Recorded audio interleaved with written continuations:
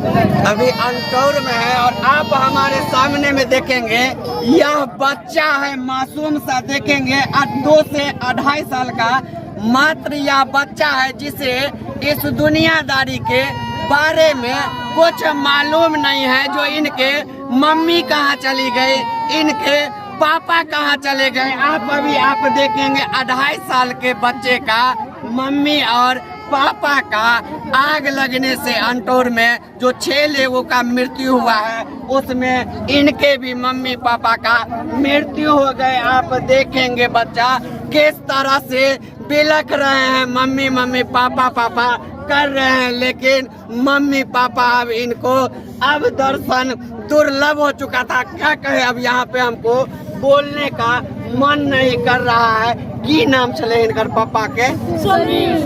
Sunil. Mummy के नाम रानी चले। और क्या भाई बहन बच्चा, क्या भाई? तो एगो भाई एगो बहन। पापा की करे छले सुनील जी?